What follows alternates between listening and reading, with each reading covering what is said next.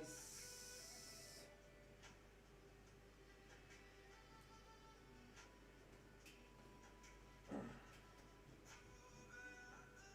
30 minutes remains, guys, for FMC. Only 30 minutes.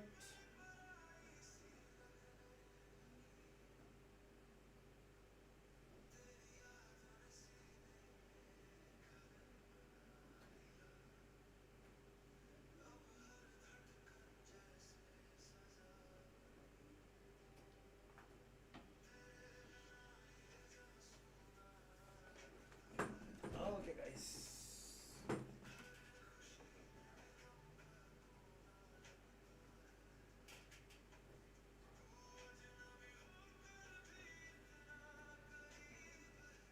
Hello, bro. Hello, hello, hello, guys.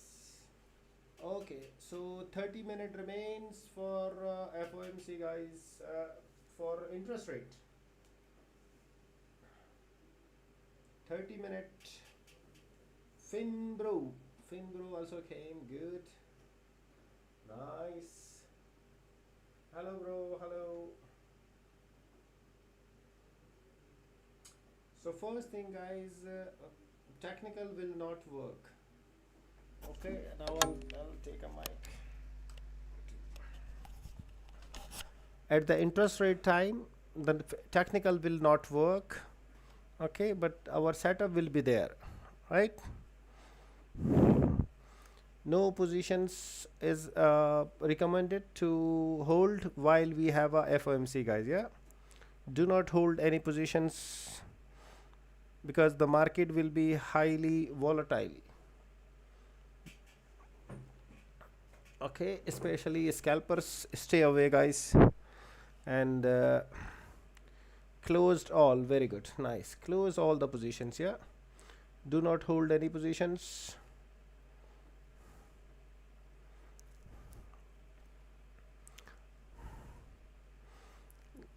Watching the market, very good. You guys are doing great, just watch it. I will watch also. Secondly, tomorrow you will know that how many people has lost the money just because they were greedy. We don't need surprise, very good. So the setup will be same. I got to wait 10 minutes after news on my funded before I trade. Finbro, tomorrow is new trading day. Yes, very good. So most of the people, the new traders, let me tell you, the new traders will be panicked.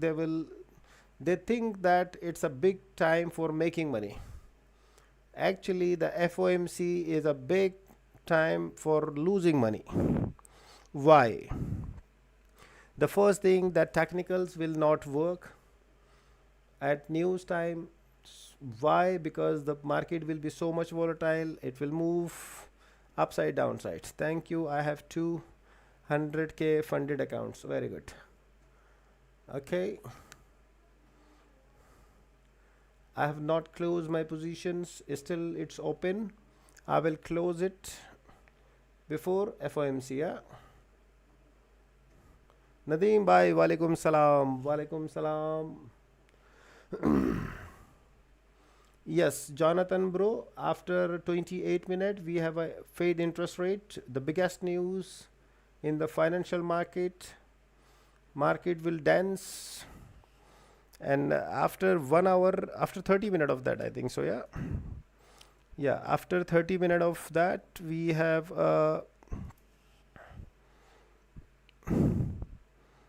yeah, after 30 minutes of that we have a press conference which will be very important. Yes, Nadeem bhai, just came. Just came. Just now you said you will close your trades before FOMC. Yes. There should be no positions, open positions at news time. Market will be very much volatile.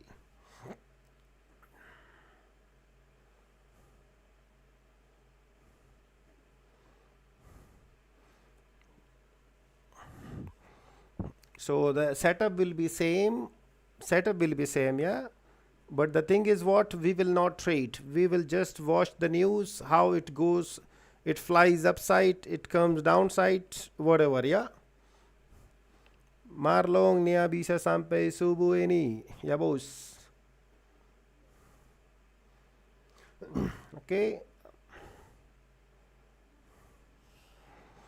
No need to open the positions, no need to trade, just watch it. Believe me, if you will take a positions, market will teach you the lesson because it's a big day, market will be so much volatile, so just watch it, enjoy it and experience it, right? Because the thing is what they will cut the rate, possible the dollar will go downside and the gold will go upside. Iya bang, 25 minit lagi bang. After 25 minutes guys, we have a FOMC.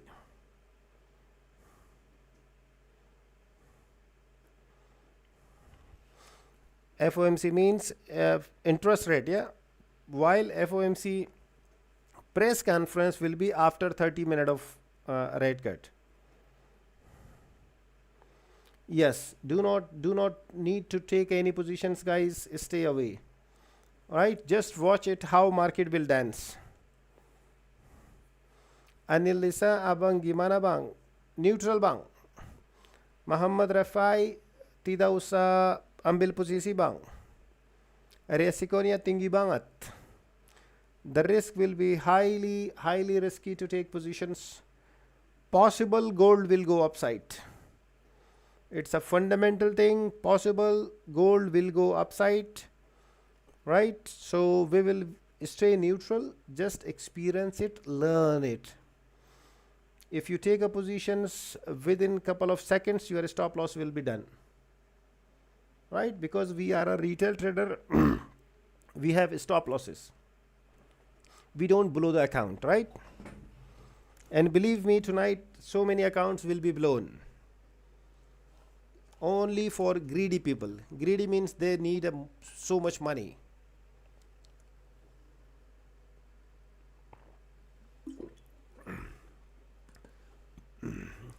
Khatija, news after 24 minutes.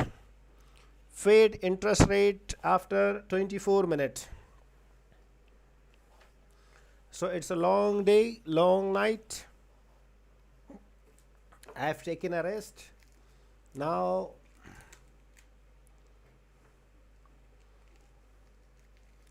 let's wait and see. Yeah.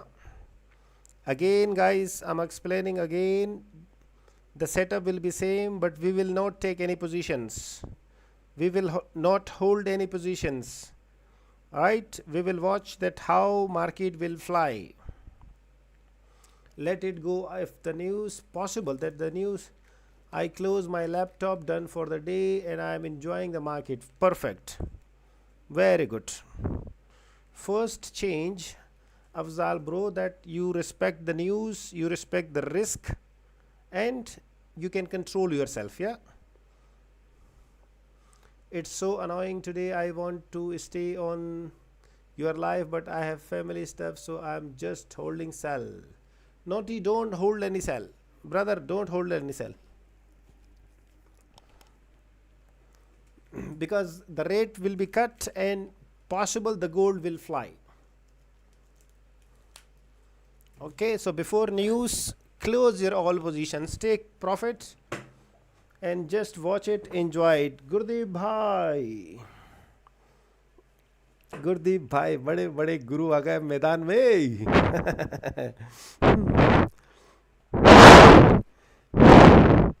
Shiran bro, walaikum salam. Good evening, good evening, good evening. Patty, how are you, Patty? No position, bro. Very good. FOMC, the mother of all news, is very right.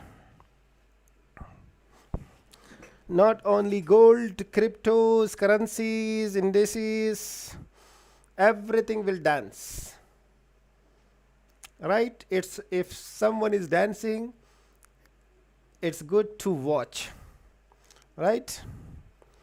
Only watch, nothing else.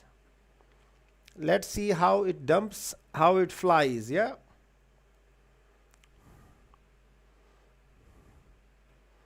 Everything closed for a while already. Perfect. Very good. Very good. Believe me, so many traders, they will deposit the money just to trade on FOMC. One of the most useless things to do to trade on FOMC. No entry now. I have a still open positions, but I will close it early.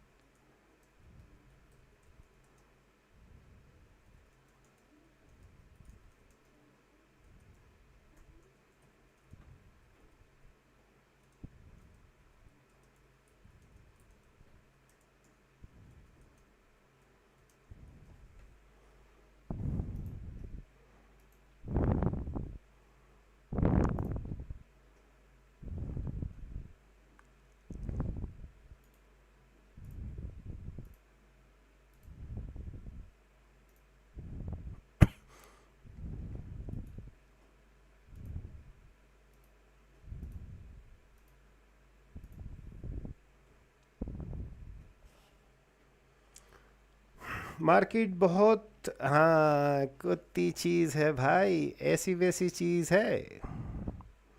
सही पकड़े हैं.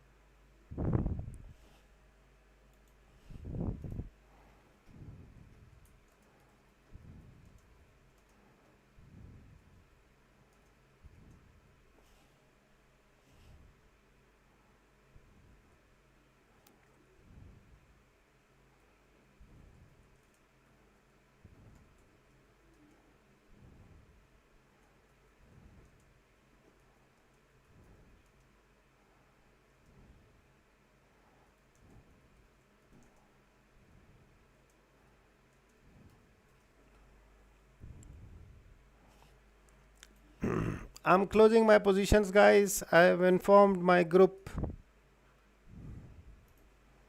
Okay.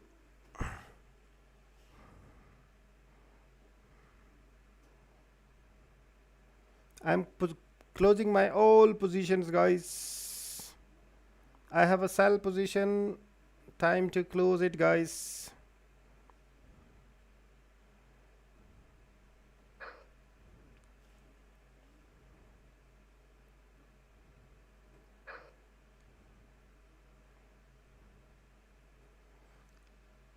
I had a sell position at 4205, 4207, 4219. Position closed. 93. Done.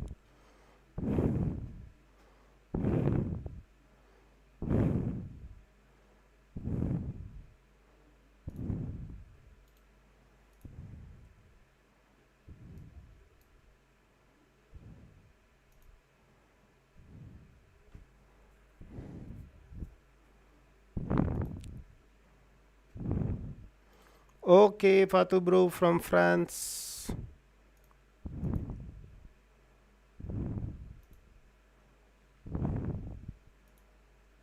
Stay neutral, guys.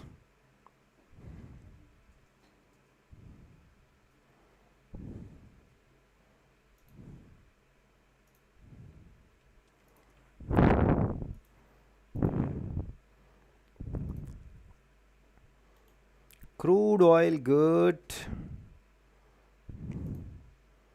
Qasim bro had a position on crude oil. Wonderful, wonderful, wonderful. BTC support. Nasdaq support. Next gold. Okay. My lot size 2 standard lot. My lot size 2 standard lots. Now I have closed my position 93. Yeah. 4205, 4207, 4219. There was a BE 11 and my TP was 75, didn't came, no problem. My position closed at 93. Almost 3 times it came to 88, 89, then went upside. But I was holding for a 75, no problem, it's okay.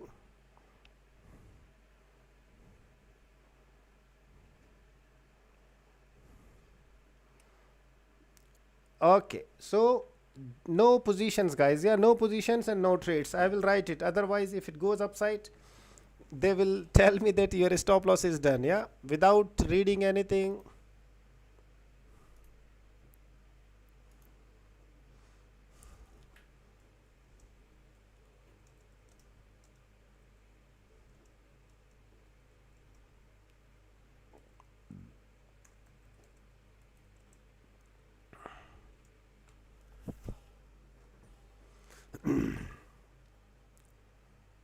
Okay, I will read it, I will write it down, yeah,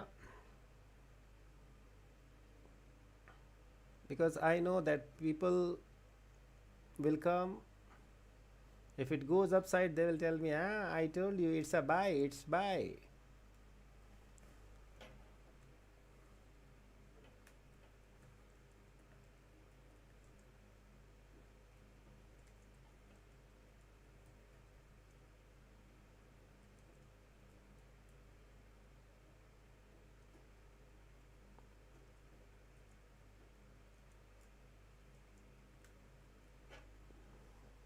I don't know those guys from where those guys are coming.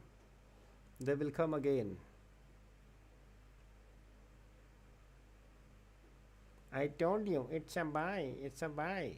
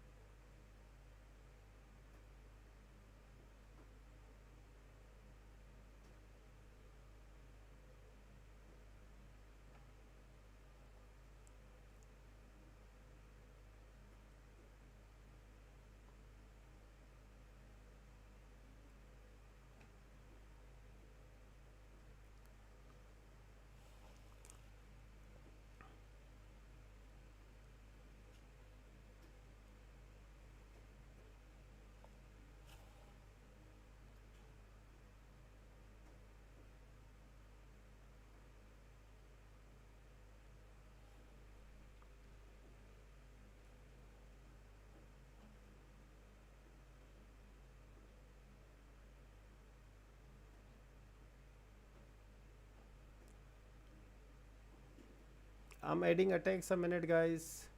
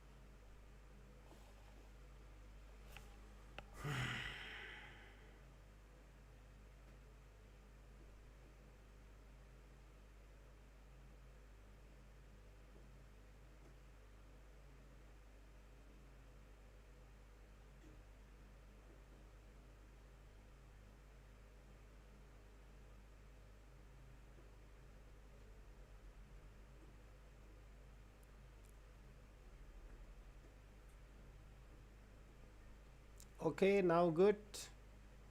No positions, no trade, guys. We will just watch.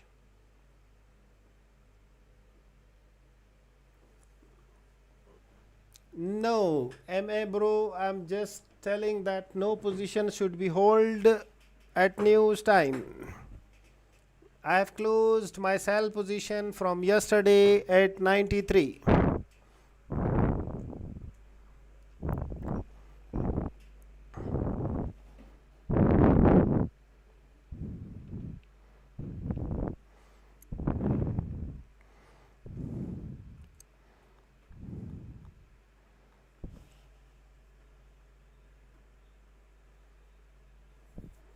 Qasim भाई, मुकाबला तो अभी शुरू होगा ना, अभी कहाँ से यार, ट्रेडर को कहाँ से नींद आती है भाई। जिस दिन हम ट्रेडर बने थे उसी दिन जो है ना, नींद से हमने हाथ छुड़ा लिया था। Okay, 10 minutes remains for Fed interest rate, guys. I don't have any clue that it will go upside or downside. It should go upside. Technically, it should go upside, yeah. Fundamentally, sorry, not technically.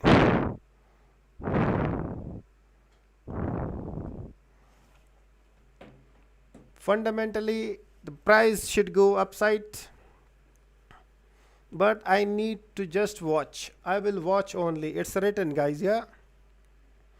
If it goes upside, someone will come. I told you, it's a buy, it's buy. So at that time, give me your support, yeah.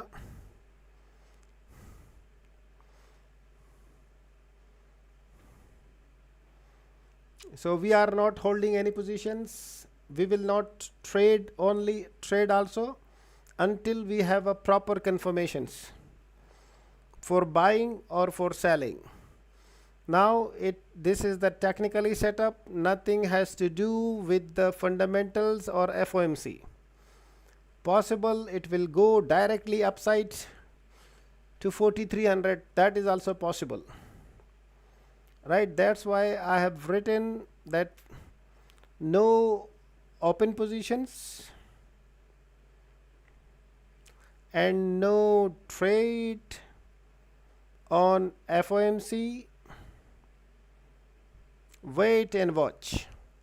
Salamat tinggal bayar bitol. Possible there will be a huge buying, guys, yeah.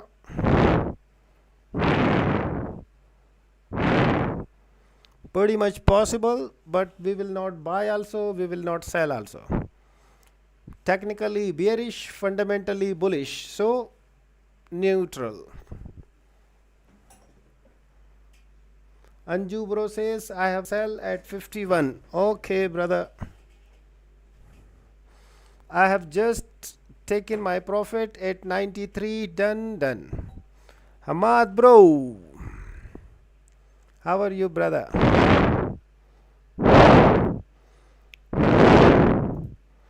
I've informed in the group also. Stay neutral until next setup. No position at news time.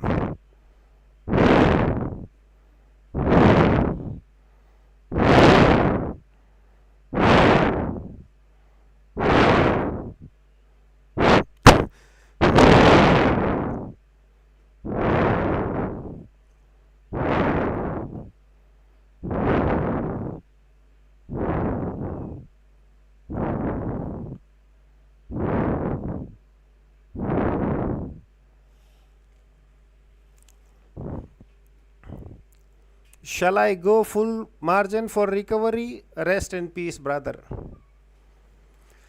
Travel with Daniel, bro. In advance, I will tell you rest in peace if full margin.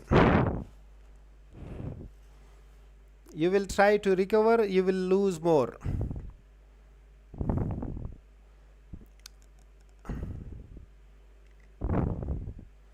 The more you will think about recovery, the more you will lose.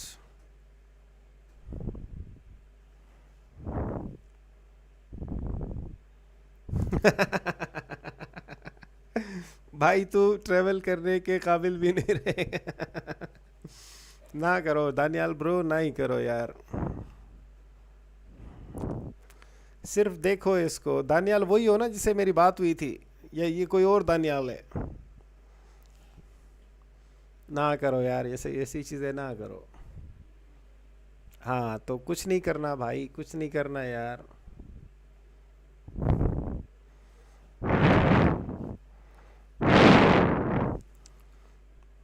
अभी इसमें धमाका हुआ, धमाका होगा। आप जो है ना, 7th मंथ हुए है ना, ये 7 ईयर वालों को भी नहीं छोड़ता ये। 7th मंथ तो कुछ भी नहीं, आंख बंद करो खोलो 7th मंथ हो जाते हैं इसमें।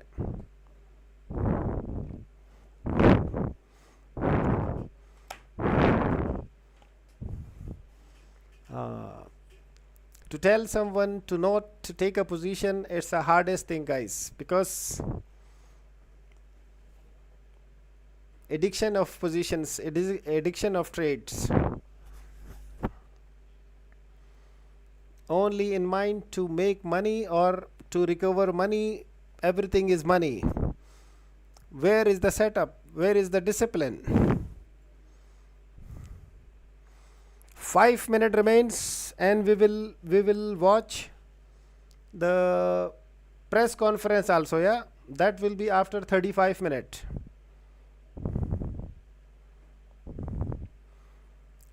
MA says it is possible. MA bro, you want to hold your positions, I know it. You are just trying to find a reason. But MA bro, everything is possible. Drop is also possible. सही पकड़े हैं सही हो रहा है। Drop is also possible, fly is also possible.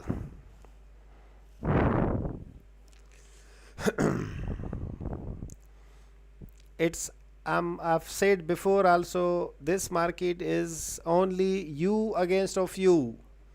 How you handle yourself. You can never handle the market, but you can handle yourself.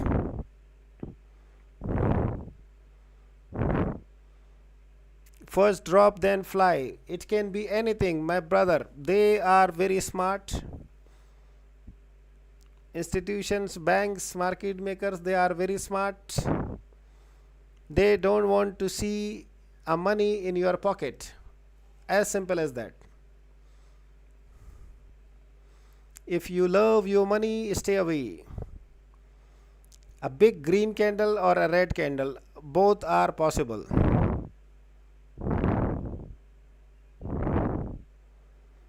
A wick will make. Let's see. These guys, these are very smart guys. On this day, why I'm telling you, on FOMC day, I have lost a lot of money. You learn from your mistakes, guys, in this market. But the lessons is so expensive. That's why I don't trade. I hold myself to this one. Bro, you are genius. You are right. I want to hold. Yes. Because see, in 21 years, if you ask me the question, I will understand that what does it your means. What is going on in your mind? Yeah. It's not about you only. My group members also, when they talk, when they speak, I know that what is going on. Because you are finding the reason to hold your positions. Might be it can go downside sharply. That is pretty much possible. But that is extra risk. Because if there is no FOMC also, we always take a risk. Right? Now the risk will be so much high. Marks bro, what's your biggest loss since you have been trading? I have lost money, but the biggest loss is hope. I have never lost my hope. So that's why still I'm surviving. Losing money is a small thing. Losing hope is everything, guys. You lose money, you lose hope, you lose everything.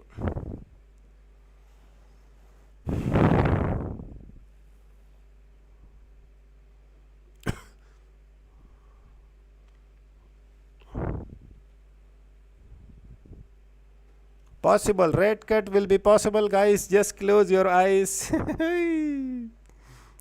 Dakdakani boss. Possible 0.25 basis point will be cut. Less than a minute, guys. After 30 minutes, we have a press conference. That will be very important.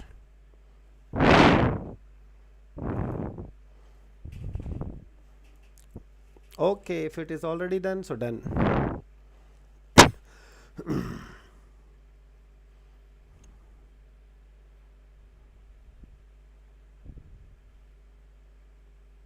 Look at the market.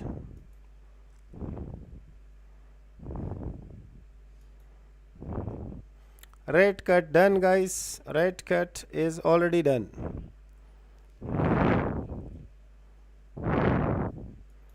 $3.75 done.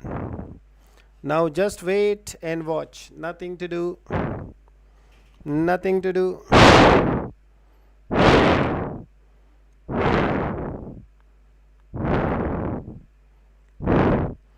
Just watch it, how it flies, how it comes down, whatever, guys.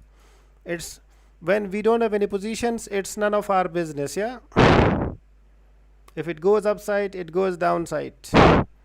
Our business will start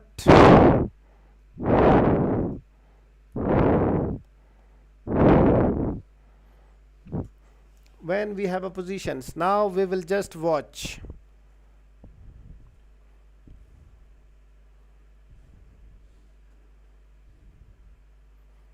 Qasim says, I blew my demo account. Okay. Demo account. वो उर्दू में कहावत है कासिम भाई, चोर चोरी से जाएगा, हेरे peri से नहीं. रियल अकाउंट में ट्रेड नहीं करना, लेकिन करना है, वो भी डेमो में.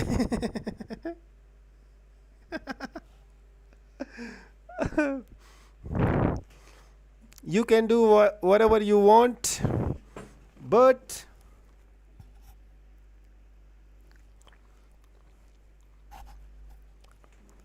I'll not do anything, guys. I'll just watch. I love my money.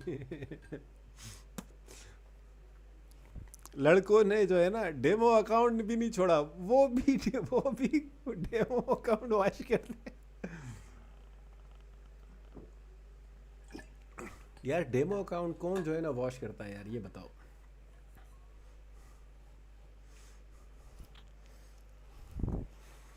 People are blowing demo account also.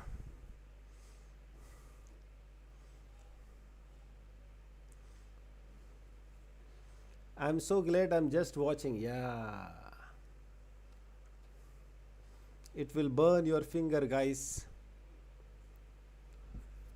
I just blew my funded account. See? My goodness.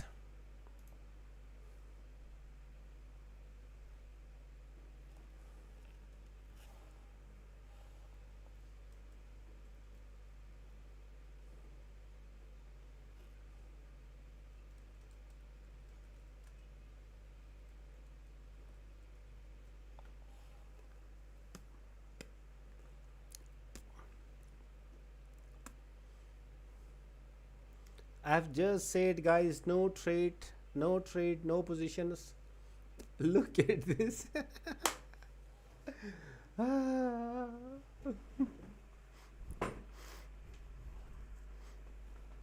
I'm just watching too. No heartbeat. Very good. It will be counted in your experience, and you will love it. You will love it. Right? If you don't have any positions. If you have a positions, market will love it, but you will not love it.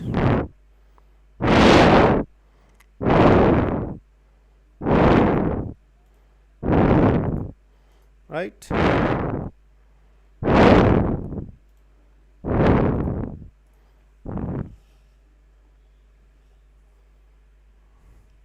Fed cut now, are you aware? Already done. Fed cut already done.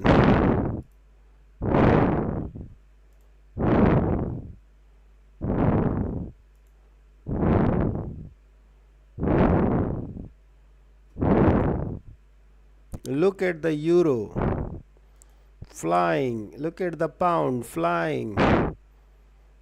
USD, JPY and dollar is coming down. How about Nasdaq? Nasdaq, okay. BTC is still fine. See, they started hitting stops before going up. They will speak, yes. So guys, it's a game of mindset, my brother. Trading is a game of mindset. Trading is to control yourself. Yesterday I did a position, I make position, all the day it was there. Today all the day it was there. Market came to 87, 89, then again upside, then again downside. Today when it came 93, I took my profit, even it was a small, but that was enough because I don't want to take extra risk. In this news, FOMC, the risk is too high. You have seen it on 1 minute chart, right? So no need to take a risk when there is no needed. When there is a needed to take a risk, people will not take.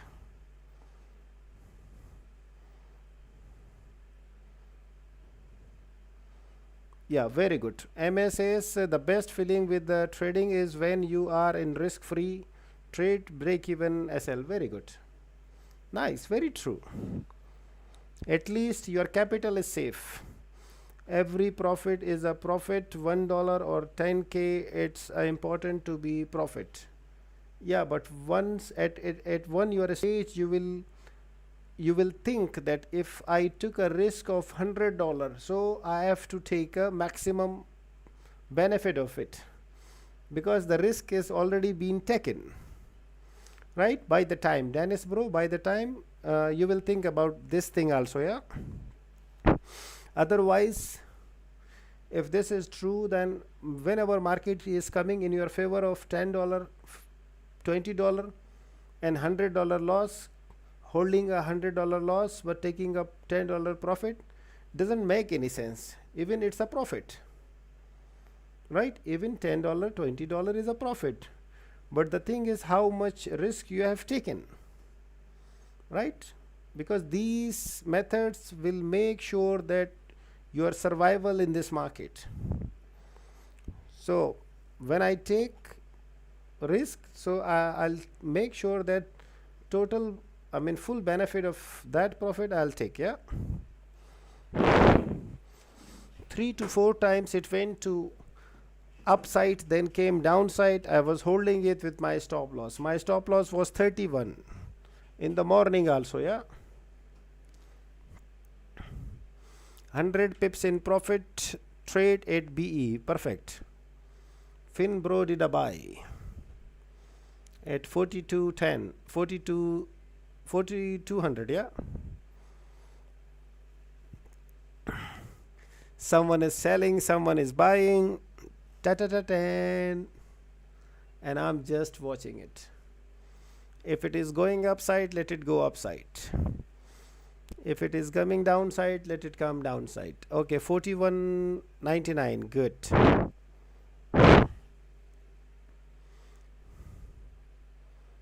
Someone is dying, someone is partying, yes.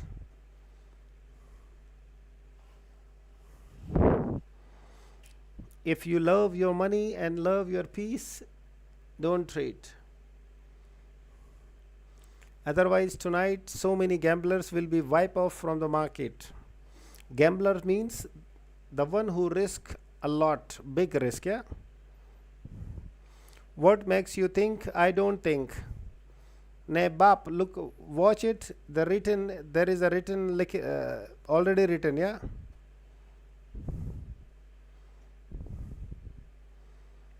No open positions. This is the just only technicals. If it wants to go upside, it has to break the area. Okay, 0.25% risk. Nice, very good.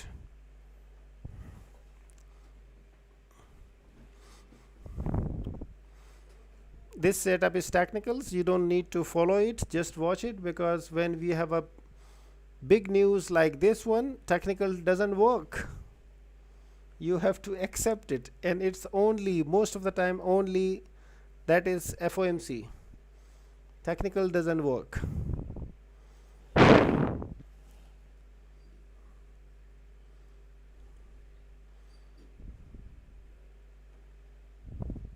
Don't predict, don't trade, just watch it and enjoy it.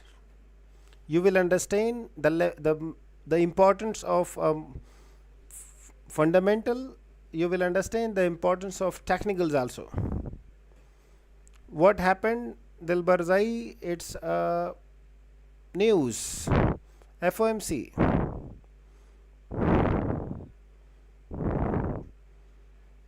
They will sweep both sides possible.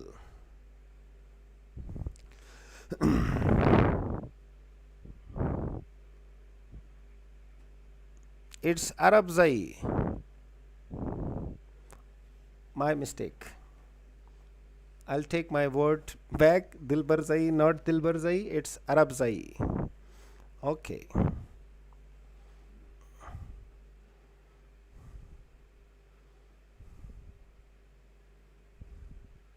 So it's FOMC. FOMC. Nothing to do. Just watch it, guys. Just watch it. People thinks they are very intelligent, but market are more. Yes. Good night, Cloud9, bro. Good night.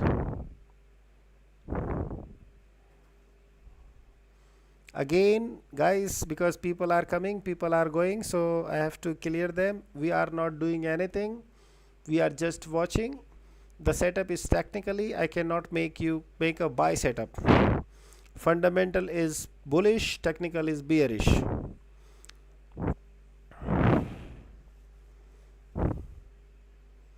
If the technical was bullish also, I would go for a buy. But now I will stay aside, neutral, no positions. See you tomorrow. Okay. You will understand the value of technicals also. You will understand the value of fundamentals also.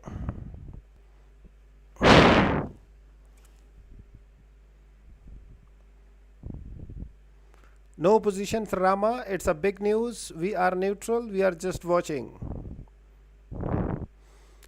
Lewis, bro, in such situation, what to do? Watch. Only watch. Right? We are not doing anything. This is technical setup. I cannot make a buy setup because there is no buy setup. Right? If gold is a buying market, we should go upside. It has to break the area. Then only there will be a buy setup also.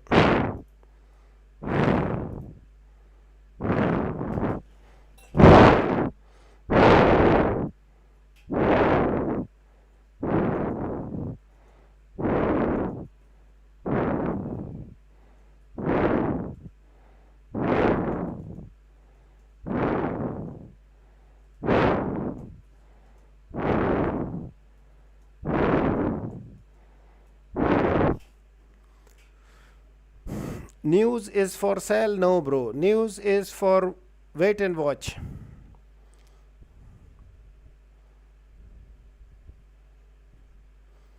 So if there is no break, we can sell? No, because it's only Fed interest rate.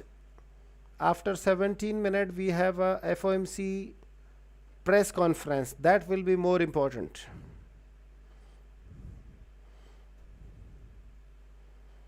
I got a 86 US dollar profit. Very good.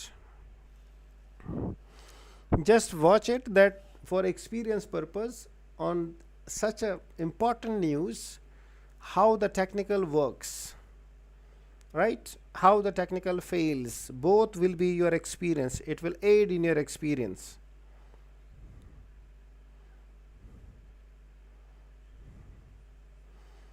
Tomorrow new setup? Yes, of course tomorrow will be new setup.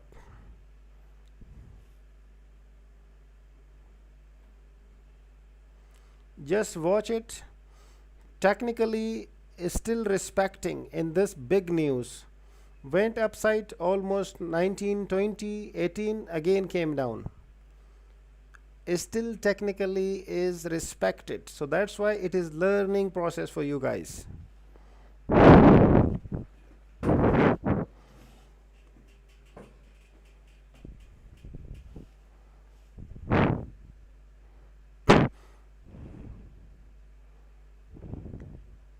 You will understand so many things. News is scared of your setup, big bro. It doesn't want to cross the border. Tomorrow will be a good day for a trade. Yes. Qasim bro, this market is bound to scared others. Market will never get scared of my setup or anyone's setup. Market has its own ways, upside and downside. How and when and how we react on it, that will be a profitable or a loss. Market किसी की नहीं सुनता भाई. Apa kata Paul bang? Kan ntar bukan sekarang bang. Habis 15 menit bang. Paul speech is after 15 minutes. This is called a sow. Watch your fingers. Yes. Today so many accounts will be blown. Might be there are so many accounts already blown. Might be.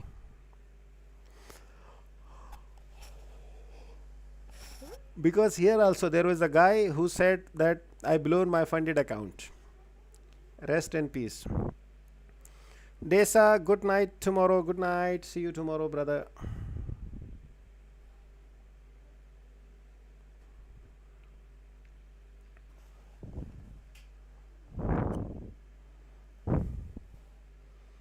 Just watch it and enjoy it. Otherwise, after taking positions, market will enjoy. Another below their demo.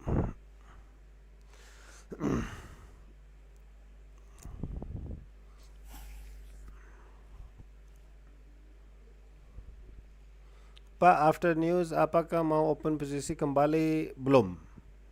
Enggak mau. Karena resikonya tinggi banget. Ya, kalau ada yang setupnya yang bagus banget baru ya. There are so many, Finn bro, there are so many people, they have blown the demo account because they don't have any, I mean, they scared of the market, they don't trade on the real account, but demo account also blown. who blow the demo account? Nobody.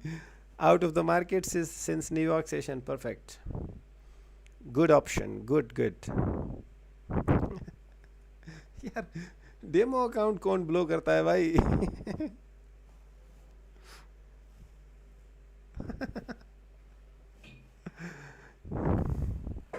हमें नीचे का शौक था और market को नचाने था नाचना. अच्छा,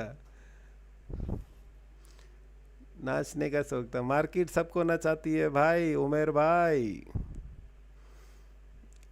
जब मार्केट नाचे ना, सिर्फ आप इसको देखो तब मजा आएगा आपको. It better to blow demo account then a real one. Yes, that is very true. But believe me, all the demo accounts are so good to use for your setup, for your backtest. That is made to use your backtest of your strategies. People are misusing the demo account also.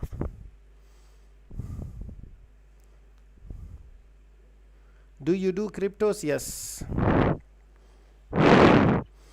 BTC.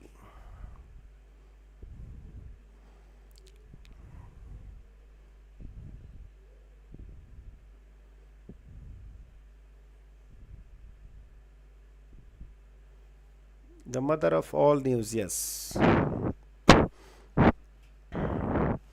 Now it was an earthquake. After this it will be aftershocks also. And this is the worst, believe me, this is the worst FOMC. FOMC was used to be 500 600 pips within a minute. upside, up, down, upside and downside, right? And currencies were using 100 pips, 200 pips within a minute, like dancing, the real meaning of dancing. Now it's not a real FOMC, believe me. Why? Because everything was predicted. Everybody knew that the rate will cut.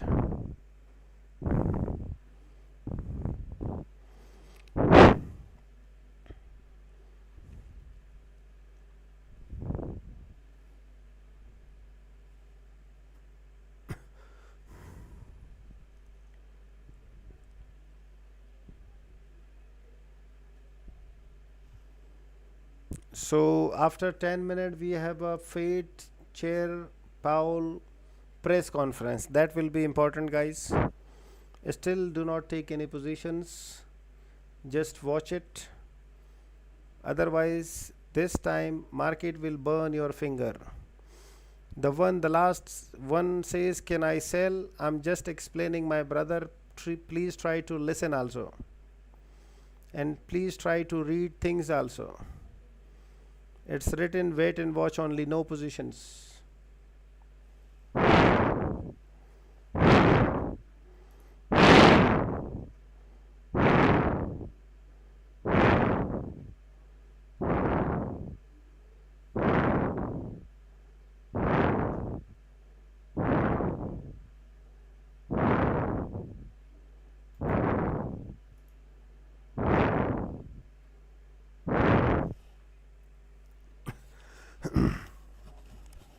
Still the group members also buying, selling, buying, selling.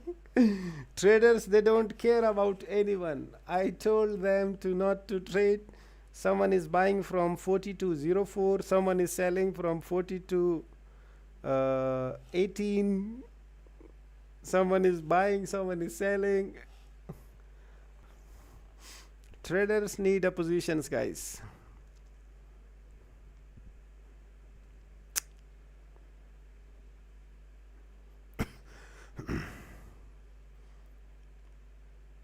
Selling is happy for scalping. See, believe me, someone is buying, someone is selling in the group also. Oh god, god. Finn bro says, I told you, it's a buy, it's a buy. Whenever you sell and your stop loss is done or it's near your stop loss, someone will come. Then I told you, it's a buy. Saya yakin short this December. Liata jaba. So that is the thing, guys. When there is a big news also, just leave the news, focus on your technicals. But if the news is bullish, fundamental news, your technicals are bearish, you don't do anything. If technicals are bullish, fundamentals are bullish, then only you can take position. And we did it, right? We did it also. Do you do account management? No, I don't do account management. I don't need accounts.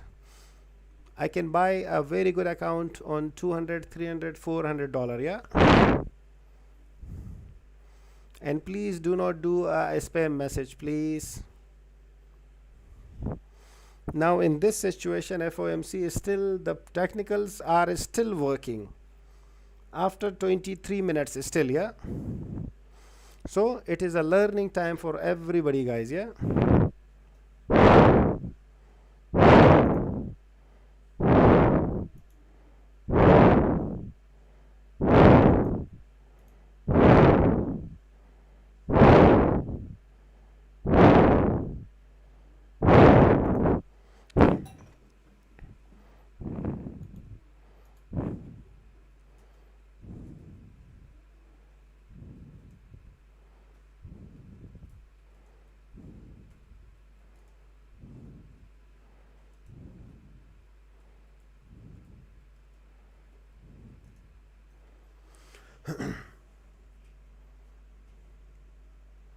How much are your lessons?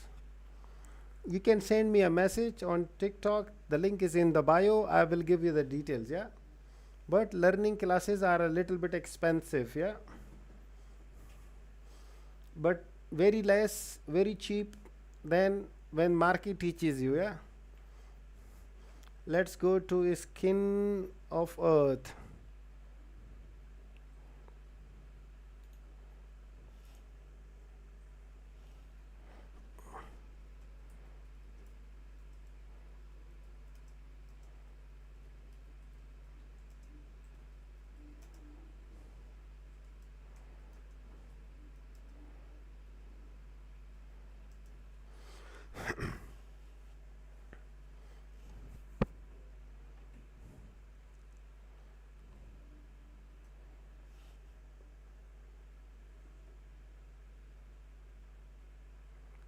0.25 basis, same like it was expected, yeah. It is in bearish for our block order. It didn't reach even half of it. It will drop hard.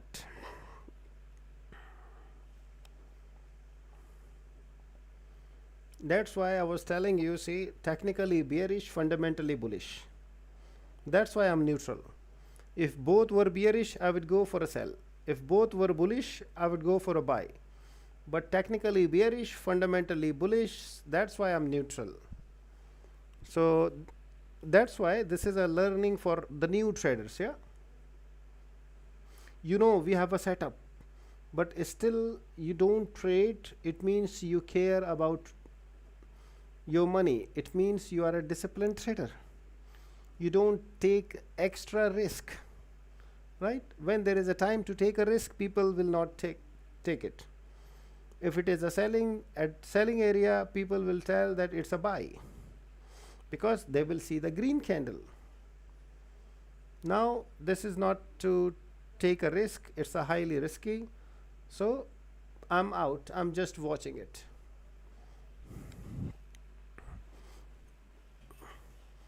Okay, after 4 minutes we have a meeting, oh sorry, press conference, yeah. Give me a minute only.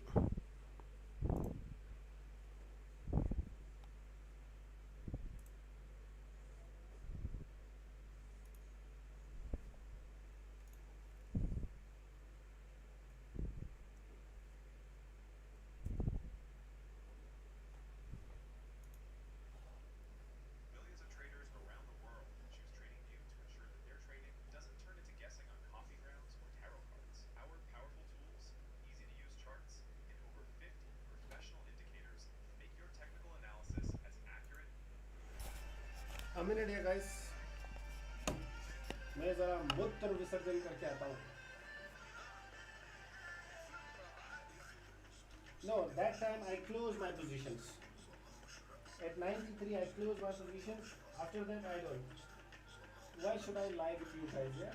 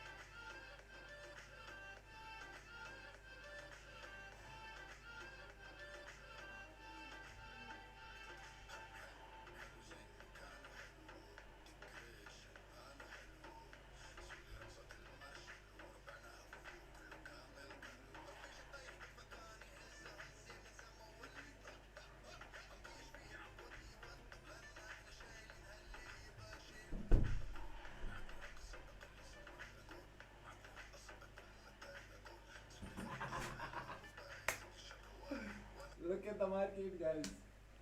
My goodness. No, I don't have any positions.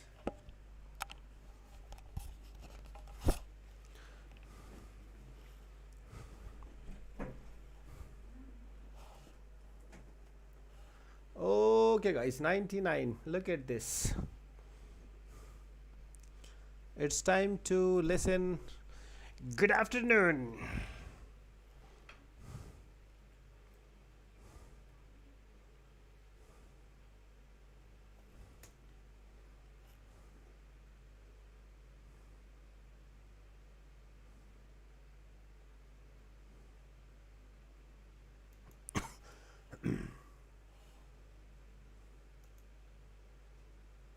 It came, guys. He came.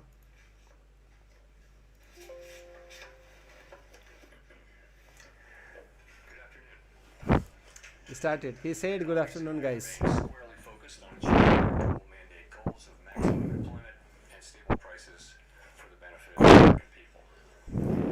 Although important federal government data for the past couple of months have yet to be released, available public and private sector data suggests that the outlook for employment and inflation has not changed. As mentioned at our meeting in October, conditions in the labor market appear to be gradually cooling, and inflation I'm listening, yeah. elevated. In support of our goals, and in light of the balance of risks to employment and inflation, today No, I don't have any positions. we decided to lower our policy interest No. rate by a quarter percentage point. As a separate matter, we also decided to initiate purchases of shorter-term Treasury securities solely for the purpose of maintaining an ample supply of reserves over time, thus supporting effective control of our policy rate. I will have more to say about monetary policy and its implementation after briefly reviewing economic developments. Although some key government data have yet to be released, available indicators suggest that economic activity has been expanding at a moderate pace. Consumer spending appears to have remained solid, and business fixed investment has continued to expand. In contrast, activity in the housing sector remains weak. The temporary shutdown of the federal government has likely weighed on economic activity in the current quarter, but these effects should be mostly offset by higher growth next quarter, reflecting the reopening. In our summary of economic projections, the median participant projects that real GDP will rise 1.7% this year and 2.3% next year, somewhat stronger than projected in September. In the labor market, although official employment data for October and November are delayed, available evidence suggests that both layoffs and hiring remain low, and that both households' perceptions of job availability and firms' perceptions of hiring difficulty continue to decline. The official report on the labor market for September, the most recent release, showed that the unemployment rate continued to edge up, reaching 4.4%, and the job gains had slowed significantly since earlier in the year. A good part of the slowing likely reflects a decline in the growth of the labor force due to lower immigration and labor force participation, though labor demand has clearly softened as well. In this less dynamic and somewhat softer labor market, the downside risks to employment appear to have risen in recent months.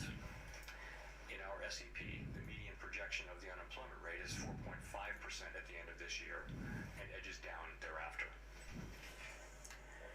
Inflation has eased significantly from its highs in mid-2022, but remains somewhat elevated relative to our 2% longer-run goal. Very little data on inflation have been released since our meeting in October. Total PCE prices rose 2.8% over the 12 months ending in September, and excluding the volatile food and energy categories, core PCE prices also rose 2.8%. Hi, bro. Hello. Higher than earlier in the year as inflation for goods has picked up, reflecting the effects of tariffs. In contrast, disinflation appears to be continuing for services. After Near-term 30 measures of minutes, inflation bro. expectations have declined from their peaks earlier in the year, as reflected in both market and survey-based measures. Most measures of longer-term expectations remain consistent with our 2% inflation goal. The median projection in the SEP for total PCE inflation is 2.9% this year and 2.4% next year, a bit lower than the median projection in September. Thereafter, the median falls to 2%. Our monetary policy actions are guided by our dual mandate to promote maximum employment and stable prices for the American people. At today's meeting, the committee decided to lower the target range for the federal funds rate by a quarter percentage point to 3.5 to 3.75%. In the near term, risks to inflation are tilted to the upside and risks to employment to the downside, a challenging situation. There is no risk-free path for policy as we navigate this tension between our employment and inflation goals. A reasonable base case is that the effects of tariffs on inflation will be relatively short-lived, effectively a one-time shift in the price level. Our obligation is to make sure that a one-time increase in the price level does not become an ongoing inflation problem. But with downside risks to employment having risen in recent months, the balance of risks has shifted. Our framework calls for us to take a balanced approach in promoting both sides of our dual mandate. Accordingly, we judged it appropriate at this meeting to lower our policy rate by a quarter percentage point. With today's decision, we have lowered our policy rate 0.75 of a percentage point over our last 3 meetings. This further normalization of our policy stance should help stabilize the labor market while allowing inflation to resume its downward trend toward 2% once the effects of tariffs have passed through. The adjustments to our policy stance since September bring it within a range of plausible estimates of neutral and leave us well positioned to determine the extent and timing of additional adjustments to our policy rate based on the incoming data, the evolving outlook, and the balance of risks. In our summary of economic projections, FOMC participants wrote down their individual assessments of an appropriate path of the federal funds rate under what each participant judges to be the most likely scenario for the economy. The median participant projects that the appropriate level of the federal funds rate will be 3.4% at the end of 2026 and 3.1% at the end of 2027, unchanged from September. As is always the case, these individual forecasts are subject to uncertainty and they're not a committee plan or decision. Monetary policy is not on a preset course, and we will make our decisions on a meeting-by-meeting basis. Let me turn now to issues related to the implementation of monetary policy, with the reminder that these issues are separate from and have no implications for the stance of monetary policy. In light of the continued tightening in money market interest rates relative to our administered rates and other indicators of reserve market conditions, the committee judged that reserve balances have declined to ample levels. Accordingly, at today's meeting, the committee decided to initiate purchases of shorter-term Treasury securities, mainly Treasury bills, for the sole purpose of maintaining an ample supply of reserves over time. Such increases in our securities holdings ensure that the federal funds rate remains within its target range and are necessary because the growth of the economy leads to rising demand over time for our liabilities, including currency and reserves. As detailed in a statement released today by the Federal Reserve Bank of New York, reserve management purchases will amount to $40 billion in the first month and may remain elevated for a few months to alleviate expected near-term pressures in money markets. Thereafter, we expect the size of reserve management purchases to decline, though the actual pace will depend on market conditions.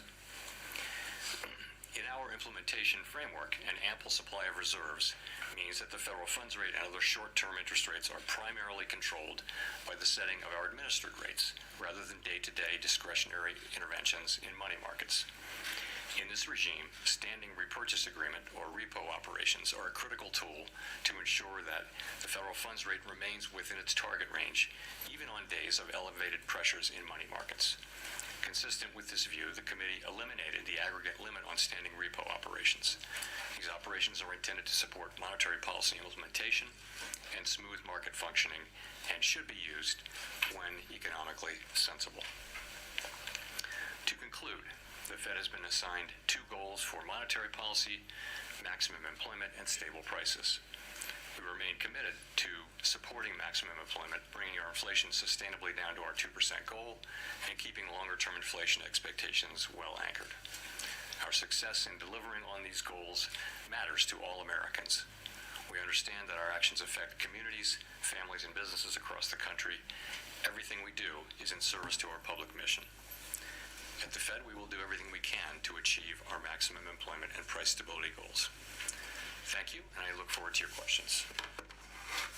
Howard. Thank you. Howard Schneider with Reuters. Just first turning to the statement, just to be clear, we're on the same page here.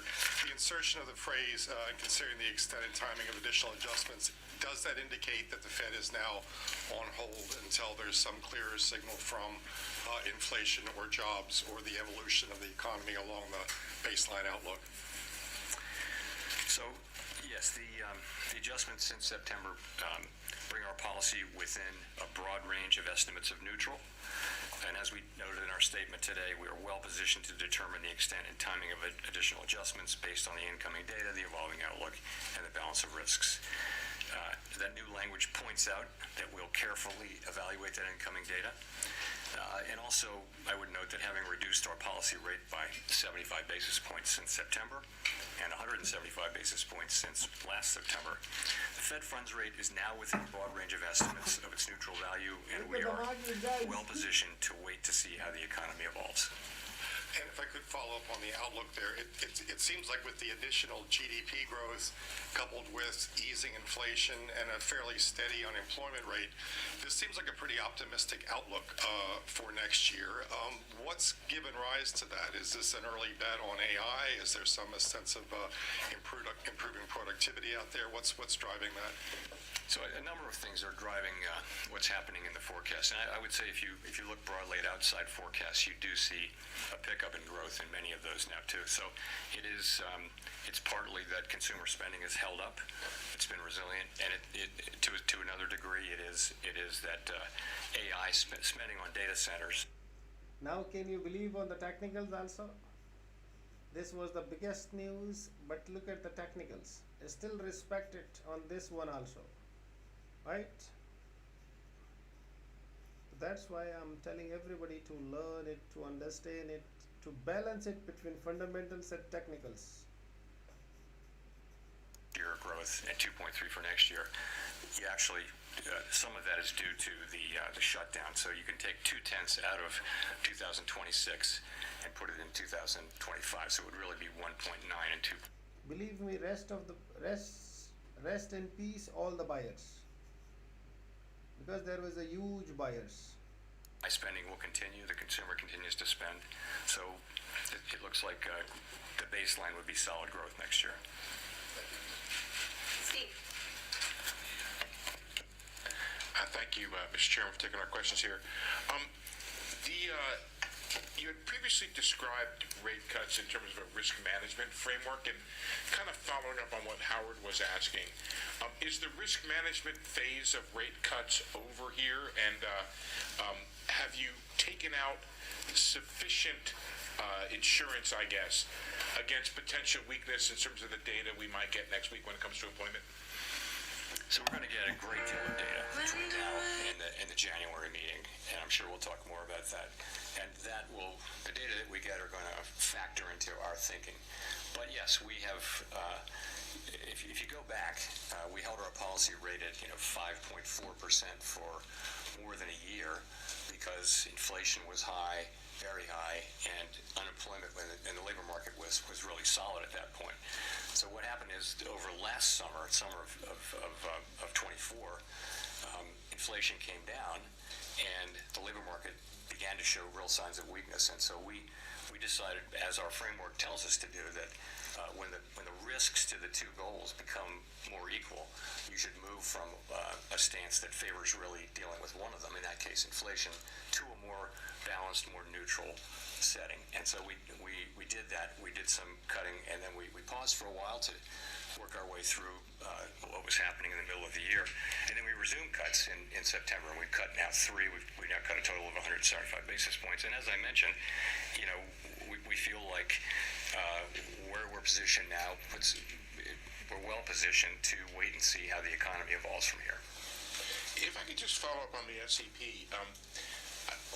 you have a whole lot of big increase increase in the growth numbers, but not a big decline in the unemployment numbers. And is that an AI factor in there? What is going on in terms of the dynamic of you get more growth, but you don't get a whole lot of decline in unemployment? Thank you, sir.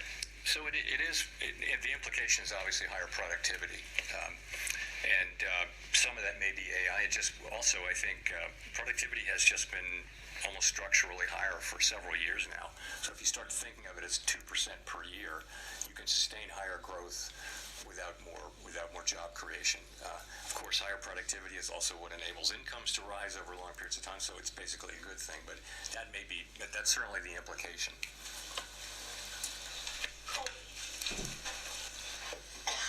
Thank you. Colby Smith with the New York Times. Today's decision was clearly very divided. It wasn't just the two official dissents against the cut, but there were also soft dissents from four others. And I'm just wondering if this reluctance from several people to support recent reductions suggests that there is a much higher bar for cuts in the near term. And what exactly does the committee need to see if things are well positioned right now to support a January reduction? Sure. So let me just say, as I mentioned, and as I mentioned here before, the situation is that our two goals are a bit in tension, right? So interestingly, everyone around the table at the FOMC agrees that inflation is too high and that we want it to come down, and agrees that the labor market has softened and that there's further risk. Everyone agrees on that. Where the difference is how do you weight those risks, and what does your forecast look like, and where do you ultimately where do you think the bigger risk is, and it's very unusual to have persistent tension between the two parts of the mandate, and when you do, this is what you see, and I think it's actually what you would expect to see, and we do see it. Meanwhile, the discussions we have are as good as any we've had in my 14 years at the Fed. They're very thoughtful, respectful, and you just have people who have strong views, and we come together and we reach a place where we can make a decision. We made a decision today. We had 9 out of 12 supported it, so fairly broad support. But it's not like the normal situation where everyone agrees on the direction and what to do. It's more spread out, and I think that's only inherent in the situation. In terms of what it would take, we all have an outlook in terms of what's going to come, but I think ultimately having cut 75 and the effects of the 75 basis points will only begin to be coming in. As I've said before a couple times, we're well positioned to wait to see how the economy evolves. We'll just have to see. And we will get, as you know, quite a bit of data. I should mention on the data, as long as I'm talking about it, that we're going to need to be careful in assessing, particularly the household survey data. There are very technical reasons about the way data are collected in some of these measures, both in inflation and in labor, in the labor market, so that the data may be distorted and not just sort of more volatile, but distorted, and that's really because data was not collected in October and half of November. So we're going to get data, but we're going to have to look at it carefully and with a somewhat skeptical eye by the time of the January meeting. Notwithstanding that, we will have a lot of the December data by the time of the January meeting. So we expect to see a lot more, but I'm just saying that what we get for example, CPI or for the household survey, we're gonna look at that really carefully and understand that it may be distorted by very technical factors. And just one more question on dissents. You talk about it in a very positive way, just given the complicated nature of the situation we're in economically. But is there any point in which those dissents become counterproductive, either to the Fed's communication and the messaging around the policy path forward? I don't feel that we're at that point at all. I don't. I would say, again, these are good, thoughtful, respectful discussions, and you hear people say, and you hear many outside analysts say the same thing. I could make a case for either side. I could make that case. It's a close call. We have to make decisions, and we always hope that the data will give us a clear read. But in this situation, you have competing. If you look through the SEP, you'll see that. अपना फारूक भाई, अभी तक तो लग रहा है ये नीचे जाएगी.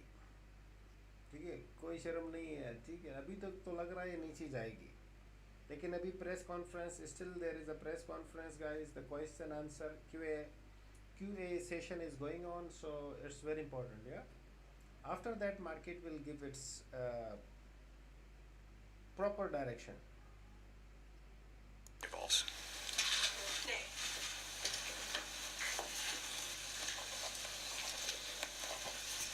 Nick Timmer. Now you guys will understand the meaning of the importance of technicals also.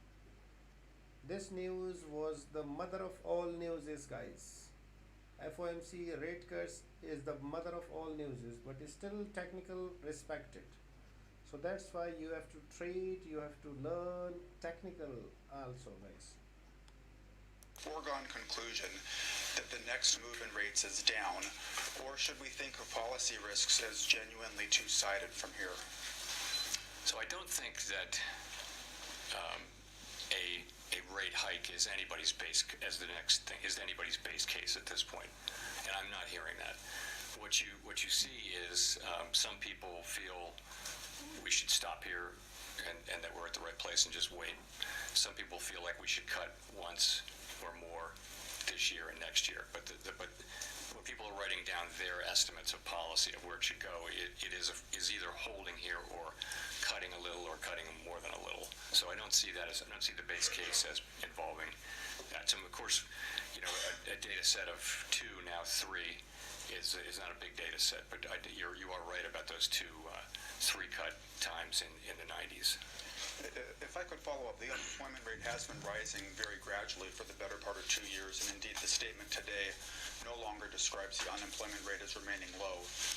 What gives you confidence it won't continue rising in 2026, especially when housing and other rate-sensitive sectors still appear to be feeling restrictive policy from the, notwithstanding the 150 basis points in cuts prior to today? So I think the idea is that with now having cut 75 basis points more now and having policy, I'd call it in a broad range of plausible estimates of neutral, that will be a place which will enable the labor market to stabilize or to only tick up 1 or 2 more tenths.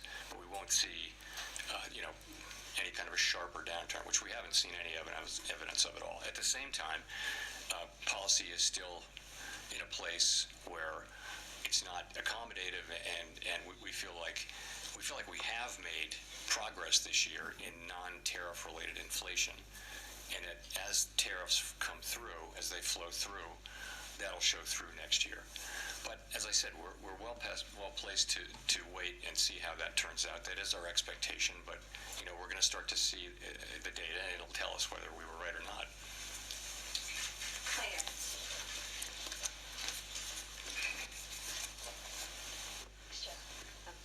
Claire Jones, Financial Times. A lot of people interpreted your comments at the October meeting that, when there's a foggy situation, we slow down, to mean that, there wouldn't be a cut now, there'd be a cut in January instead. So it'd be good to get a sense of why did the committee decide to move today rather than to move in January instead? Thank you. Right. So in October, I said that there was no certainty of moving, and that was indeed correct. I said it's possible you could think about it that way, but I was careful to say other people could look at it differently. So why did we move today? I would say point to a couple things. First of all, gradual cooling in the labor market has continued. Unemployment is now up 0.3 from June through September. Payroll jobs averaging 40,000 per month since April. We think there's an overstatement in these numbers by about 60,000, so that would be negative 20,000 per month. And also, just to point out one other thing, surveys of households and businesses both show declining supply and demand for workers. So I think you can say that the labor market has continued to cool gradually, maybe just a touch more gradually than we thought. In terms of inflation, Good night, bro. Good night.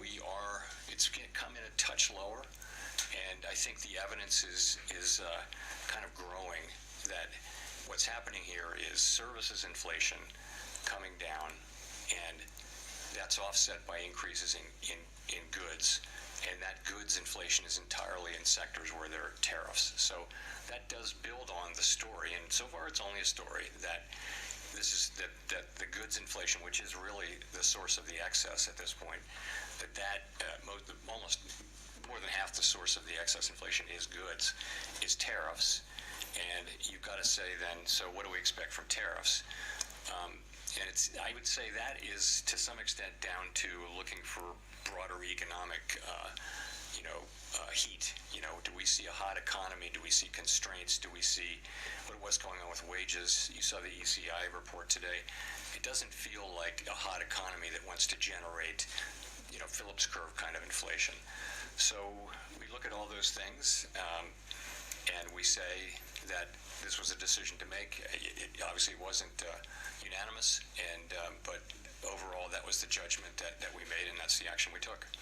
Just on the ample reserves point, how concerned were people around the table about some of the tensions we've seen in money markets? I wouldn't say concerned. So what really happened is this. Balance sheet shrinkage, sometimes called QT, went on. We had a framework in place for monitoring it, and nothing happened. The overnight reverse repo facility went down pretty much close to zero. And then beginning in September, the federal funds rate started to tick up within the range, right? And it ticked up almost all the way to interest-on reserve balances. There's nothing wrong with that. What that's telling you is that we're actually in an ample reserves regime. So, we knew this was going to come. When it finally did come, it came a little quicker than expected, but we were absolutely there to take the actions that we said we would take. So, and those actions are today. So, we announced that we're resuming reserve management purchases.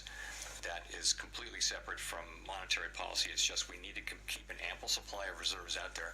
Why so big? The answer to that is, if you look ahead, you'll see that April 15th is coming up, and our framework is such that we want to have ample reserves even at times when reserves are at a low level temporarily. So that's what happens on tax day. People pay a lot of money to the government, reserves drop sharply and temporarily. So this seasonal buildup that we'll see in the... No, bro, we are not selling Zen. We are not selling, we are just watching it. The technicals, fundamentals are bullish, technicals are bearish. So if I want to be a buyer, I need to see the breakout of upside, then only I will buy, yeah? But possible tomorrow. Now it is touching that area, 18, 19, 20 area, then coming downside, okay? So if I want to be a buyer, I will wait for a breakout of upside, then only I will buy. Okay, brother. The tax period in mid-April, so that's what's happening there. Andrew. Thanks, Mr. Chairman. This is the last post-FOMC press conference before an important Supreme Court hearing next month. Can you talk about how you're hoping the Supreme Court will rule? And I'm just curious why the Fed's been so reticent on such a pivotal matter. It's not something I want to address here, Andrew. We're not legal commentators. It's before the courts, and we don't think that we help matters by trying to engage as a public discussion of that. I'll give you a mulligan though. Thanks.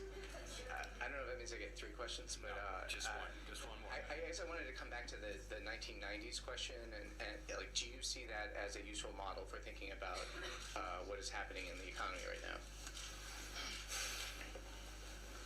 I don't think it rises to that level. So I did think that in 2000 and was it 19 where we cut 3 times, but this is such a unique situation.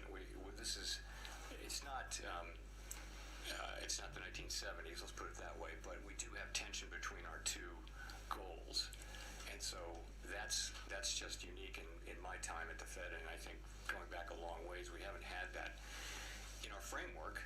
Our framework, as you know, says that when that's the case, that we try to take a balanced approach to the two things, and we look at how far they are and how long it would take to get them back to each of them back to the goal. And that's a very subjective analysis, really, but it just tells you you've got to.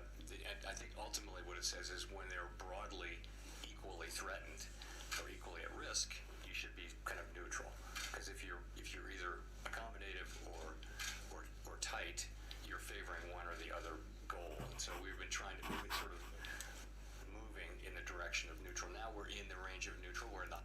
Price is trying to break the area, yeah, but we have to see how it breaks, if it breaks, because 1 hour is about to close and it's a wonderful candle, very strong candle. Possible the next candle will break out of upside. Whenever there is a breakout, this candle is needed to break out the area that has been created. Okay, if this area break out, then tomorrow we will buy. If not break out, we will sell again. Okay, we will respect the technicals, guys. Breakout apa, breakout 4 jam bang. 1 jamnya masih belum breakout. Maksudnya kalau mau breakout harusnya candle begini sebelum breakout. Udah sekarang udah bikin ya. Tapi kalau besok kita mau buy, harus ini di atas ini close dulu baru bisa buy. Kalau enggak, besok kita sell lagi. Okay.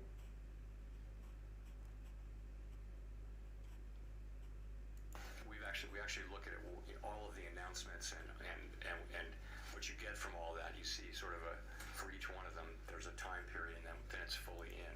So if there are no new tariff announcements, and we don't know that, but let's assume there are no major new tariff announcements, inflation from goods should peak in the first quarter or so, right, or roughly. We haven't been able to predict this with any precision. No one is, but call it the first quarter or so of next year should be the peak. And from here, it shouldn't be big. It should be a couple tenths or even less than that. We don't really have precision on this, and after that, again, if there are no new tariffs that are being announced that will take 9 months to get fully in, and 9 months is also an estimate, then you should start to see that coming down in the back half of next year. And I wanted to see if I could address sort of the elephant there. And the president's been talking openly about a new Fed chairman. Does that hinder your current job right now, or change your thinking at all? No. Mike. Ya betul. No mulligans for it. Michael. Kalau 4 jamnya udah closing di atas 45, baru abis itu kita bisa buy. Kalau enggak, kita juga enggak sell, enggak buy. Okay, so only 4 hour closing above 45 will make buy setup for tomorrow. If market closes here, I think it will break upside, but if it closes here, we will stay in sell. Tomorrow, not today.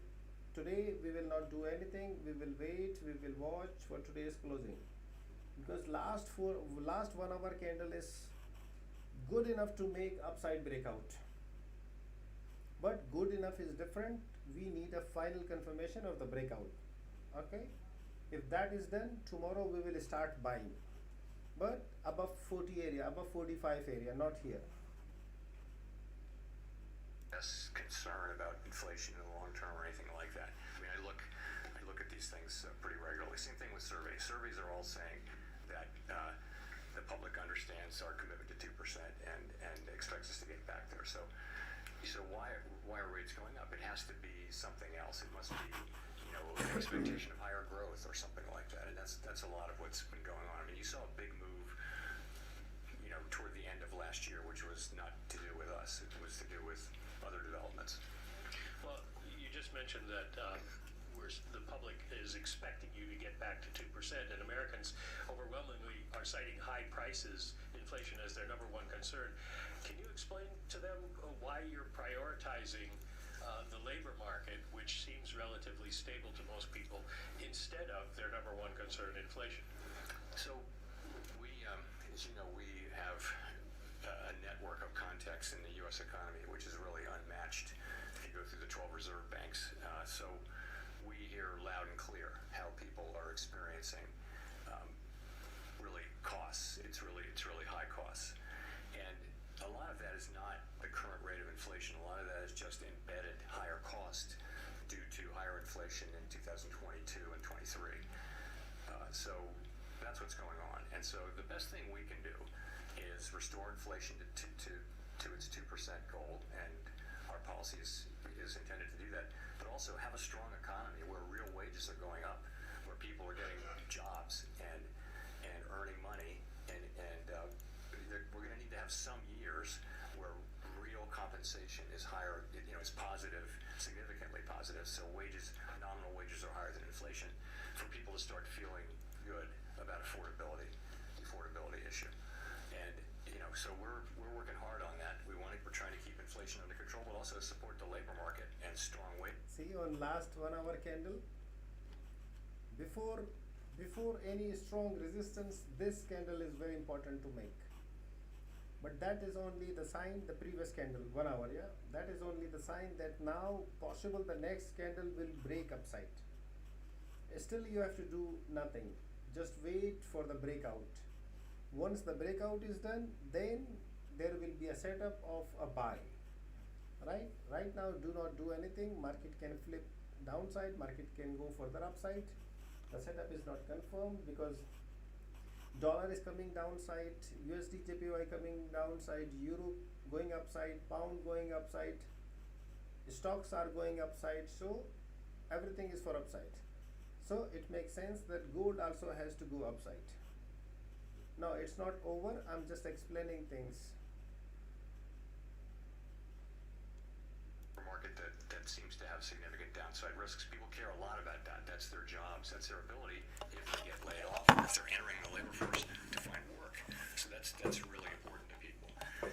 The story with inflation, and we're well aware that this is a story at this point, is that if you get away from tariffs, inflation is in the low twos, right? So it's really tariffs and that's causing most of the inflation overshoot. And we do think of those as likely to, in the current situation, as likely to be a one-time price increase. Our job is to make sure that it is, and we will do that job. But right now, you've got this difficult balance, and there are risks to both sides. There's no risk-free path. If it was just inflation and the labor market was just really strong, and then rates would be higher, as they were for more than a year. We didn't have to worry about inflation. Sorry about the labor market. Because the labor market unemployment was very low. If you remember when inflation was very high, there was a labor shortage, so we could focus entirely on inflation. Now it's different. We actually have risks to both, and I think we're doing the best we can for people. They also care about their jobs. They do care about affordability, and the best thing we can do there is both to support economic activity, but also make sure that when tariff inflation goes down and disappears, inflation lands around 2%. Elizabeth. Thanks so much, Elizabeth Schulze with ABC News. Just to follow up, you keep talking about job growth being negative. Why do you think job growth is so much worse than some of the official data? Why do you think job growth is, to follow up on your comments about job growth, why is it so much worse than the official data is suggesting? Oh, well, we know, I think I don't think this is particularly controversial. It's very difficult to estimate job growth in real time. They don't count everybody. They have a survey, and there's been something of a systematic overcount. And so we expected, and they correct it twice a year. So the last time they corrected it, we thought the correction would be 800,000 or 900,000. I won't get the numbers exactly right. And that was exactly what happened. So we think that has persisted. And so there's an overcount in the payroll job numbers, we think, continuing, and it will be corrected. I don't have the exact month in my head right now, and that's just, I think forecasters generally understand that. So, and we think it's about 60,000 a month, so 40,000 jobs could be negative 20, and that could be wrong by 10 or 20 in either direction. But in any case, but the thing is, that's job creation in a way. That's demand. Labor supply has also come down quite sharply. So, if you had a world where there's just no growth in workers, and you really don't need a lot of jobs to have full employment, some people argue that's what we're looking at. But I think a world where job creation is negative, I just think we need to watch that situation very carefully and be in a position where we're not, pushing down on job creation with our policy. When we're talking about supply, we have seen major American employers like Amazon cite AI in job cuts. How much right now are you factoring in AI into the current weakness in the job market? So it's probably part of the story. It's not a big part of the story yet. We don't know whether it will be. But for example, if you look at, you can't witness the big announcements of layoffs and also companies saying that they're not going to hire anybody for a long time, and they cite AI. That's all clearly happening. At the same time, people are not filing for unemployment insurance, and since job creation, job finding rates are extremely low. If there were big numbers of layoffs, you'd expect the continuing claims to go up, and you expect new claims to go up. But really haven't much. So it's a little bit curious. But longer term, though, the question is, what are we going to see here? And we don't know. But it's it may be that in past technology, really significant technology innovation eras, you have seen some jobs destroyed and other jobs made. Ultimately, what's happened for a couple hundred years is when you get through all that, you have higher productivity and you have new jobs, and there are enough jobs for people. This may be different. It's every time we have a wave of technology, we think, 1 hour breakout is done, is it? No, not yet. The buyers let it break out completely, then only. Just like we have discussed on this candle, this candle is made to break out upside. But buyers hold. If it breaks, then tomorrow we will buy. Otherwise, we will watch it today. Today is a day of watching only. Yeah. There's such a division of views between the presidents and the board members. it's not so stark as that. The views are more varied in each group as well. There's some of that, but I would say they're also governors and they're people on both sides in both groups. I wouldn't put too much in that. Okay, I'm just. Everything is flying. Euro, pound, BTC, cryptos, plus stocks also. Indices also. This will also go upside, but wait for breakout. Today is a washing day. Very good. It must break and close outside. Yes, it has to close upside. Then tomorrow we will do a buy. Right? Let it go upside. It's none of our business. When you don't have any positions, it's none of your business that market is going upside, market is going downside. Sometimes technically you have to wait for the breakout, right? Or a proper confirmation for a downside. Now last 1 hour shows that now price will go upside and will break. So today is only watching. Tomorrow there will be a proper setup. Yeah, if it breaks, then we will buy. As simple as that. Yeah, there is no sell.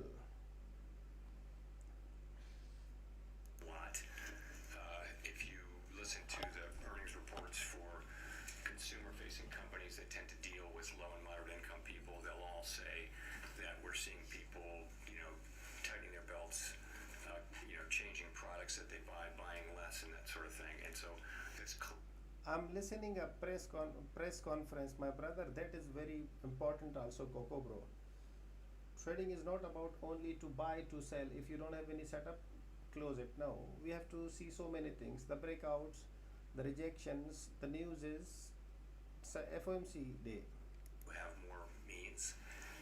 I think the top third accounts for way more than a third of the consumption, for example. So it's a good question how sustainable that is. The best we can do is to have a price stability and a strong labor market. What we saw, for example, at the end of the very, very long expansion that ended with the outbreak of the pandemic, we saw that it was 10 years and 8 months or something like that, the longest one in recorded history. In the last 2 years, most of the largest part of the wage gains were going to people in the bottom quartile, the bottom part of the low and moderate income. So, having a strong labor market for a long period of time is really, really good from a social standpoint. Bang, kita nggak ada posisi bang. Kita lagi tunggu lagi newsnya ya. Udah ada tulisan juga di depannya, no open positions. Gold is gone. Yes, it's gone. We need a confirmation. Yeah, but tomorrow at news time, I will never trade on FOMC news, but after the confirmation only, technical confirmation. current setup is not valid. It's before news also. When market was there also, a downside, that was that time also not valid. Decline in the federal funds rate is going to make much of a difference for people. Housing supply is low. Many people have very, very low rate mortgages from the pandemic period, and they kept refinancing and caught the really low. So it's made expensive for them to move. I'm just waiting to finish the press conference. Powell chair press conference. Then I will take off, guys. Yeah.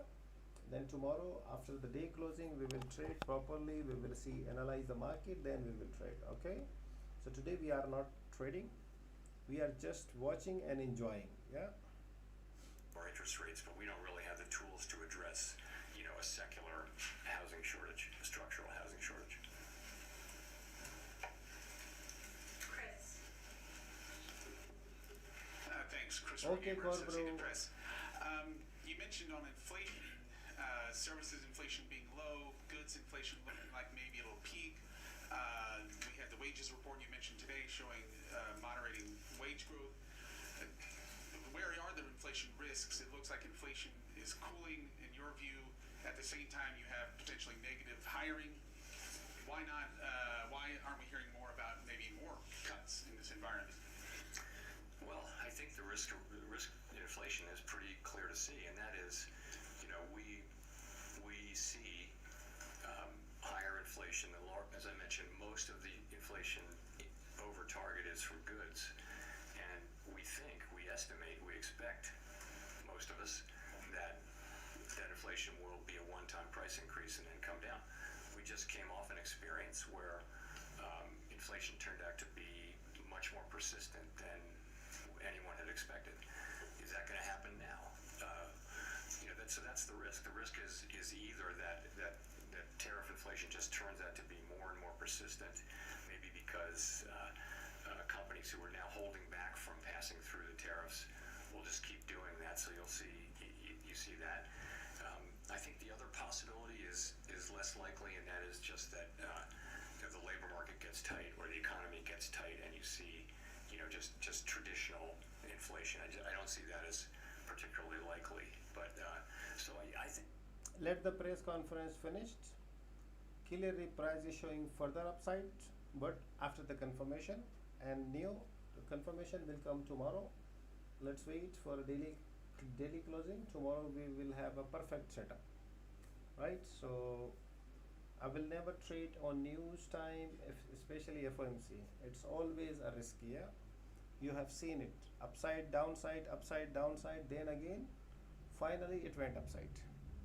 Productivity shock, whether from AI or policy factors or whatever, and how much is that driving the higher GDP projection in the S&P? So yeah, I mean, I never thought I would see a time when we had 5-6 years of 2% productivity growth. This is higher. This is definitely higher, and it was before it could be attributed to AI. I also think if you look at what AI can do, and if you use it in your personal life, as I imagine many of us have, you can see the prospects for productivity. I think it makes people who use it more productive. It may make other people have to find other jobs, though. So it could have productivity implications while also having social and labor market implications that we don't have the tools to deal with. But yes, I think we're definitely seeing higher productivity. I think it's a little quick to be saying it's generative AI, but I don't know. The pandemic may have induced people to do more automation and do more things with computers to replace people, and that raises productivity, output per hour. Does that imply a higher neutral rate, and therefore the policy might be a little easier than it seems? All things equal, yes, but all things aren't equal. There are many things pushing in different directions on where the neutral rate would be. But yes, that argument does come up. Matt Egan. Thanks, Chair Powell. Matt Egan with CNN. After today, you only have 3 more meetings at the helm of the Fed. Since becoming Fed chair, you've seen multiple trade wars, the pandemic, COVID reopening, period of high inflation. I know your term's not up as chair until May, but I'm wondering if you've given any thought to what you want your legacy legacy to be? My legacy. My thought is that I really want to turn this job over to whoever replaces me with the economy in really good shape. That's what I want to do. I want inflation to be under control, coming back down to 2%, and I want the labor market to be strong. That's what I want. And all of my efforts are to get to that place. They have been all along, but ultimately, that's what I mean. It's, I don't have time to think about bigger things. I hope many years ahead to worry about that, but there's enough to do. Relatedly, have you given any more thought, and can you tell us any more about your plans on whether or not you plan to stay on the Fed Board of Governors even after your term as chair expires? Again, I'm focused on my remaining time as chair. I haven't got anything new on that to tell you. Go to Mark for the last question. Chairman, Mark Hamrick with Bankrate. Finally, Even last while question, many guys. price levels remain elevated, the reductions in the federal funds rate means that savings rates, or yields to be more precise, have peaked, while key borrowing rates remain elevated. And that's, as we've discussed here, as many Americans struggle with liquidity or emergency savings challenges. Is that just collateral damage or an unintended consequence because your tools are limited in addressing individual or household liquidity constraints, insufficient money in the bank? I don't know. I wouldn't agree that that's collateral damage of our. I mean, over time we do what we do in order to create price stability and maximum employment, and those things are hugely valuable to all the people we serve. When we raise rates to bring inflation down, that does work by slowing the economy, but we've moved back our policy back down to where it's certainly not strongly restrictive at this point. I think it's going to be in the range of neutral. So that's what we're trying to do, and I would want people to understand that. I think what people are feeling is the effect of higher prices. There was a global wave, sort of every large economy in the world, sort of every large open economy, market-based economy in the world had a wave of inflation that looked an awful lot like ours. It's the last question, guys. After this, I will take a break, guys. Yeah. We had higher growth, we had better labor market, and this is really due to the American economy. We have an extraordinary economy, and people are innovative, they work hard, and so we're all of us who work in economics jobs are really fortunate to have the U.S. economy. So thank you very much. Done, guys. Press conference done. Now we will see what happened, guys. Okay, technically, euro went upside sharply, pound upside, dollar downside, cryptos bullish. Okay, it came upside. Yeah. Stocks, indices, US 100, US 30 upside, gold also upside. Even the crude oil also came upside. Yeah. So this 4 hour is not closed. If it closed above 31 area, yeah, it's not 40, it's 31 area. Now technically, we will discuss only technically. Yeah. So if technically closes around above these areas, especially at this area also, then tomorrow we will do a buy. Breakout is done. Breakout is done means still the closing is not done. So how can it be a breakout? Yeah. So because we need a 4 hour closing. So let it close today, the 4 hour and the daily. Tomorrow morning, if it closes above these areas, around this area also, then we will do a buy.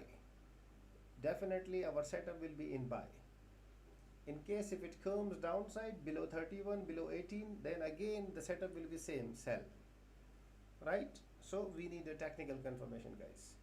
Now I'm done for the day. I was only waiting for a press conference, which was very important. Right? Now let's see what market does. It went upside 38 also. Now it's 31. It will go downside. It will go upside. None of our business, because we have not any positions. We will trade only after the confirmation. Now the confirmation, the breakout is not yet done, right? I've explained the things. So see you guys tomorrow. Take care. Bye bye. Okay. Thank you so much. Look at this. Still market is dancing. Yeah. So take care, guys. Okay. Don't burn your fingers. Don't trade. Just only wait for tomorrow. Thank you.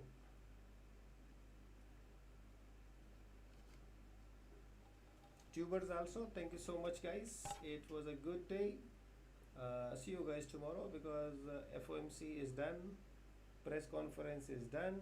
Let's see the market closings today, which will be very important. If it breakouts, then tomorrow we will buy. Thank you so much.